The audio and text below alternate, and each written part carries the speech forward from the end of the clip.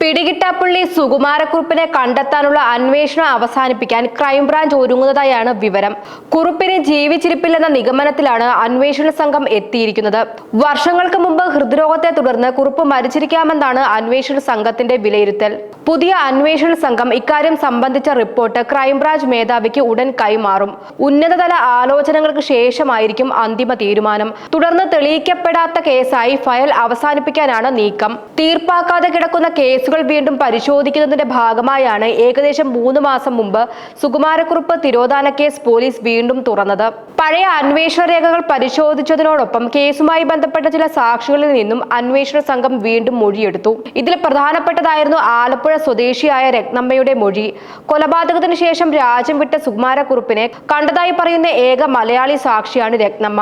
ജാർഖണ്ഡിൽ നേഴ്സായി ജോലി ചെയ്തിരുന്ന സമയത്താണ് രത്നമ്മ കുറുപ്പിനെ കണ്ടതായി മൊഴി നൽകിയത്. അന്ന് കുറുപ്പിന് 40 വയസ്സിന് മുകളിലായിരുന്നു പ്രായം.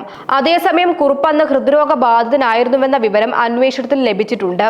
ഇതെല്ലാം പരിശോധിച്ച ശേഷമാണ് സുകുമാരക്കുറുപ്പ് വർഷങ്ങളോളം ജീവിച്ചിരിക്കാൻ സാധ്യത കുറവാണെന്ന നിഗമനത്തിലേക്ക് അന്വേഷണ സംഘം എത്തിയത്. എന്നാൽ ഏറ്റവും പ്രധാനപ്പെട്ട ഒരു കാര്യം ഇപ്പോഴും അന്വേഷണ സംഘത്തിന് മുന്നിലുണ്ട്. സുകുമാരക്കുറുപ്പ് മരിച്ചതായി സ്ഥിരീകരിക്കുന്ന യാതൊരു തെളിവും അന്വേഷണ സംഘത്തിന് ഇതുവരെ ലഭിച്ചിട്ടില്ല. അതുകൊണ്ട് തന്നെ കുറുപ്പ് എവിടെയാണ് മരിച്ചത്, എപ്പോഴാണ് മരിച്ചത്, മൃതദേഹം എന്തായി തുടങ്ങിയ ചോദ്യങ്ങൾക്ക് ഇപ്പോഴും വ്യക്തമായ ഉത്തരമില്ല. തെളിവുകളുടെ അഭാവത്തിലാണ് അന്വേഷണം അവസാനിപ്പിക്കാൻ ക്രൈംബ്രാഞ്ച് ആലോചിക്കുന്നത്. 1984 ജനുവരി 22-നാണ് കേരളത്തെ ഞെട്ടിച്ച കേസിന് തുടക്കമാകുന്നത്.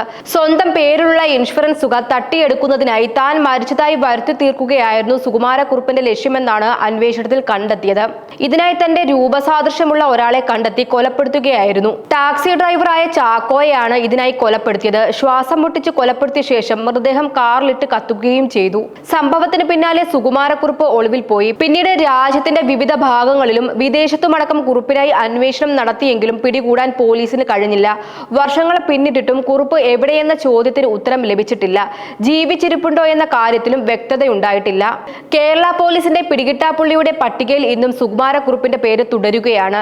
ഇപ്പോൾ പതിറ്റാണ്ടുകൾ നീണ്ട അന്വേഷണത്തിന് മറ്റൊരു വഴിത്തിരിവാണ് ഉണ്ടായിരിക്കുന്നത്. കുറുപ്പ് മരിച്ചിരിക്കാമെന്ന നിഗമനത്തിൽ കേസ് അവസാനിപ്പിക്കാനുള്ള നീക്കത്തിലാണ് ക്രൈംബ്രാഞ്ച്. എന്നാൽ തെളിവില്ലാത്തതിനാൽ ഇതൊരു പൂർണ്ണമായ ഉത്തരമല്ല. സുകുമാരക്കുറുപ്പിന്റെ മരണം സ്ഥിരീകരിക്കാനാകാതെ അന്വേഷണം അവസാനിപ്പിക്കേണ്ട സാഹചര്യമാണിപ്പോൾ. ഒരു കാലത്ത് കേരളത്തിലെ ഏറ്റവും ചർച്ച ചെയ്യപ്പെട്ട കൊലപാതക തിരോധാന കേസായി മാറിയ സുകുമാരക്കുറുപ്പ് കേസ് ഇനി പോലീസ് ഫയലിൽ അവസാനിക്കുമോ എന്നതാണ് കാത്തിരുന്നു കാണേണ്ടത്.